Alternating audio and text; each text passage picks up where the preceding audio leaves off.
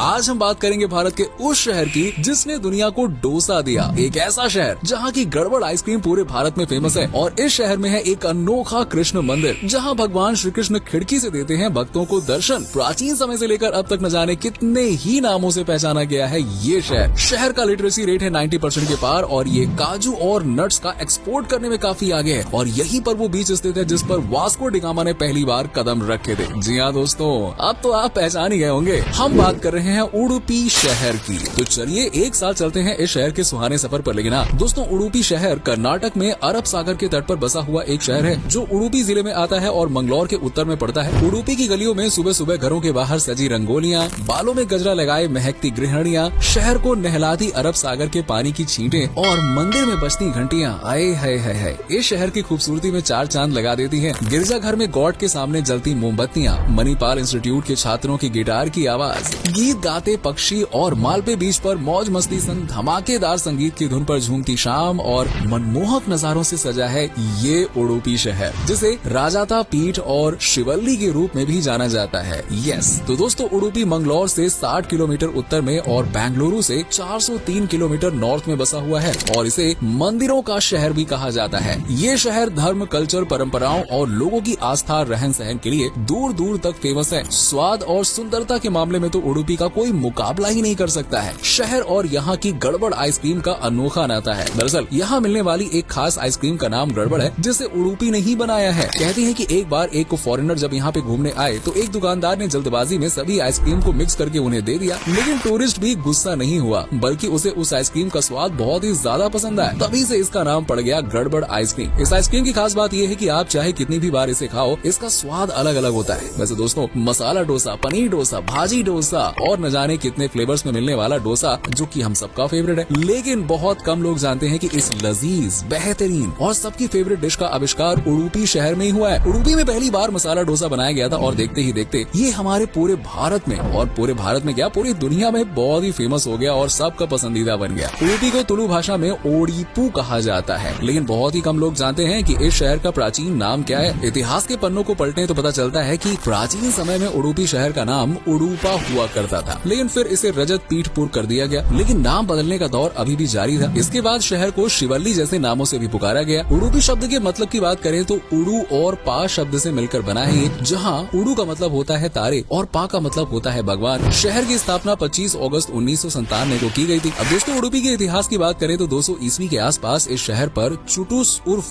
तुलुस और 600 ईस्वी में कदम्ब वंश का शासन उडुपी में हुआ करता था। लेकिन फिर चालुक्य वंश की नजर उडुपी पर पड़ी और कदम्ब राजा चालुक्य के सामने घुटने टेकने पर मजबूर हो गए और इस तरह से उडुपी में सत्ता बदली और चालुक्य शासन ने यहाँ कदम जमा लिए थे। तब चालुक्य वंश के राजा कीर्तिवर्मन ने यहाँ पे राजपाट चलाया। 1554 में केलादी नायक और 200 वर्षों बाद 1763 के लगभग हैदर अली ने उडुपी पर जीत हासिल की थी। फिर आया साल 1782 जब टीपू सुल्तान भी इस ओर आया और अपनी सत्ता जमाने में कामयाब रहा। लेकिन ब्रिटिशर्स के आने के बाद से सभी की सत्ता धरी की धरी रह गई और उडुपी चला गया अंग्रेजों के हाथ में। हालांकि आजादी के बाद भी कई साल बाद उडुपी एक अलग राज्य के रूप में गठित हुआ। दोस्तों, मौजूदा समय में कर्नाटक के 1,91,751 स्क्वायर किलोमीटर के एरिया में से 68.23 वर्ग किलोमीटर का क्षेत्रफल उडुपी के नाम है, जबकि शहर का टोटल पॉपुलेशन 1,70,000 के आसपास है। वहीं मेट्रो पॉपुलेशन देखें तो 2,27,000 के आसपास है। इस आबादी का सबसे बड़ा हिस्सा हिंदुओं के नाम है जो कि 84.74% है, जबकि शहर का दूसरा प्रमुख धर्म मुस्लिम है जो कि 8.04% है और तीसरा धर्म जिसे सबसे ज्यादा लोग फॉलो करते हैं वो है ईसाई धर्म जो कि कुल आबादी में 6.91% का है। वहीं बाकी दूसरे धर्म से जुड़े लोग भी यहाँ पे रहते हैं। अब वैसे तो पूरे कर्नाटक में आपको ज्यादातर कन्नड़ लैंग्वेज ही सुनने को मिलेगी, लेकिन उडुपी में कन्नड़ नहीं बल्कि तुलु भाषा सबसे ज्यादा सुनने को मिलती है। हालांकि यहाँ कोंकणी और कन्नड़ भाषा को बोलने वाले लोग भी रहते हैं और कई लोग तो ऐसे हैं जिन्हें ये तीनों भाषाएं बहुत अच्छे से आती हैं। वहीं मुस्लिम आबादी उर्दू, बेयरी और डेक्कनी जैसी भाषाओं को बोलचाल में यूज करते हैं और शहर की ऑफिशियल लैंग्वेज कन्नड़ ही है। दोस्तों, उडुपी फेमस है कृष्ण मंदिर के लिए जहाँ भगवान श्री कृष्ण दरवाजे से नहीं बल्कि खिड़की से अपने भक्तों को दर्शन देते हैं।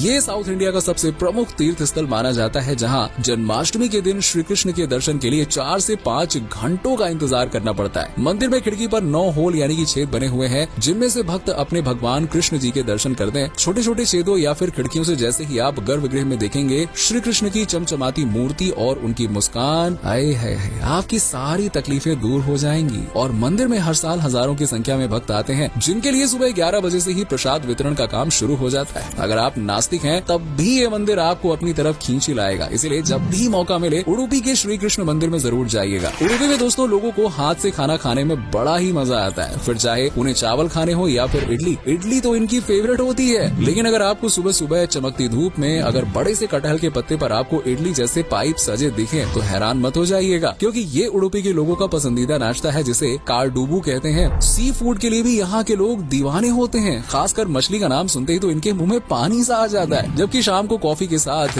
गोली भज्जे का जायका आए है, ये तो मतलब आपके मुंह में भी पानी ले ही आएगा। इसे दही और मिर्च डालकर बनाया जाता है। इनके अलावा अक्की पुंडी, कोसुम्बरी, डोसा, वड़ा जैसी स्वादिष्ट चीजें आपको उडुपी के हर होटल में खाने और देखने को मिल जाएंगी। उडुपी के लोग काफी हेल्पिंग नेचर के होते हैं और ये हर समय खुश रहते हैं। किसी की मदद करनी हो तो ये हमेशा अव्वल नंबर पे नजर आते हैं। फेस्टिवल से लेकर शहर के लोगों में खास उत्साह देखने को मिलता है। दीपावली, जन्माष्टमी के अलावा परियाया नाम का पर्व हर दूसरे साल जनवरी में यहाँ पे बड़े हर्षोल्लास के साथ में मनाया जाता है। यक्षगान की धूम शहर में छाई रहती है, जो एक संगीत नाटक के रूप में उडुपी का खास कार्यक्रम है। इसके अलावा लक्ष्य दीपोत्सव में दीपों से शहर को रोशन कर दिया जाता है। वहीं गणेश चतुर्थी और नवरात्रि में तो शहर की सूरत ही बदल जाती है। उडुपी के पहनावे की बात करें तो यहाँ पुरुष काफी साफ सुथरी सफेद रंग की लुंगी और कुर्ता पहनते हैं। आम दिनों में ये पैंट शर्ट में नजर आते हैं, लेकिन त्योहारों के दिन लुंगी, शर्ट या कुर्ता और गमछा ही इनकी पारंपरिक पोशाक है। जबकि महिलाएं चमकीली साड़ी पहनना ज्यादा पसंद करती हैं। वैसे हाथों में चूड़ियां, पैरों में पायल, बालों में गजरा और चेहरे पर मुस्कान लिए जब उडुपी की महिलाएं सज धज कर बाहर निकलती हैं ना, तो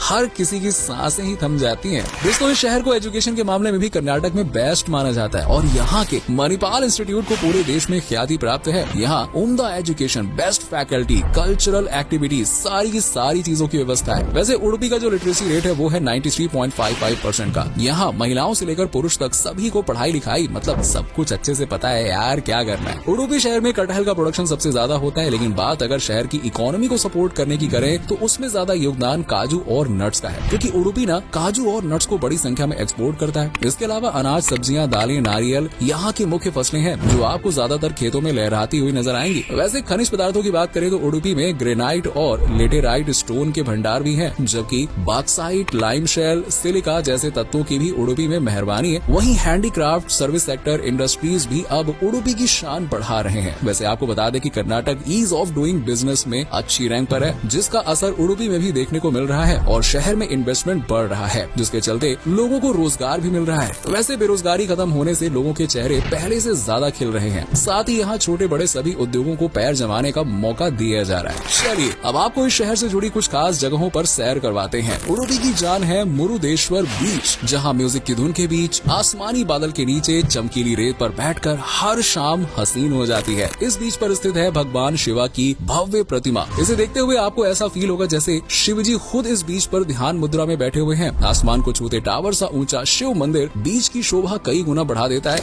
ये शहर से करीबन 102 किलोमीटर की दूरी पर है, जहाँ जाना अद्भुत हो सकता है। सफेद रेत से सजा सेंट मैरी आइलैंड उडुपी का सबसे शानदार बीच है। ये वही जगह है जहाँ समुद्री यात्रा पर निकले वास्को डी गामा ने पहली बार कदम रखा था। शानदार मौसम वाला ये आइलैंड प्राकृतिक सुंदरता से घिरा हुआ है। चारों तरफ नारियल के पेड़, क्रिस्टल सा साफ पानी, रॉक बीच की सुंदरता में चार चांद लगा देते हैं। उडुपी का करकला ये एक जैन शहर है जो धार्मिक नजरिए से काफी महत्व रखता है। उडुपी में जैन शासन के दौरान इसे पांड्या नगरी भी कहा जाता है, जहाँ आज गोमतेश्वर या फिर भगवान बाहुबली की 42 फीट ऊंची मूर्ति स्थापित है। इस शहर में कई झीलें हैं जहाँ से सूरज को ढलते हुए देखना आए हाय दिल को सुकून देने वाला नजारा होता है। दोस्तों, आपने कई म्यूजियम देखे होंगे, लेकिन उडुपी का कोइन म्यूजियम सबसे अलग है। ये भारत में सिक्कों के इतिहास को खुद में संजोए बैठा हुआ है और इसे कॉर्पोरेशन बैंक हेरिटेज म्यूजियम के नाम से भी जाना जाता है। 1906 से लेकर अब तक भारत में कब, कैसे और किस तरह के सिक्के छपे हैं, सब कुछ आपको यहाँ पे देखने के लिए मिल जाएगा। और इस म्यूजियम में आप जा सकते हैं जहाँ करीबन 1360 सिक्के हैं। चलिए अब आपको बता दें इस शहर में आपको पहुँचना कैसे है। तो दोस्तों, उडुपी शहर दिल्ली से लगभग 2311 किलोमीटर, मुंबई से 887 किलोमीटर और चेन्नई से 756 किलोमीटर पे है, जबकि बेंगलुरु से 404 किलोमीटर दूर है। और आपको इस शहर से उडुपी के नजदीक एयरपोर्ट मैंगलोर इंटरनेशनल एयरपोर्ट के लिए फ्लाइट मिल जाएगी। इसके अलावा आप ट्रेन, बस या फिर टैक्सी से भी यहाँ पहुँच सकते हैं, बशर्ते आप किस बजट के साथ आना चाहते हैं वो इम्पोर्टेंट है। तो आज ही अपनी लिस्ट बनाइए और उडुपी शहर घूम कर आइए यार। वैसे ये वीडियो कैसी लगी, पसंद आई हो तो लाइक कीजिएगा, शेयर कीजिएगा।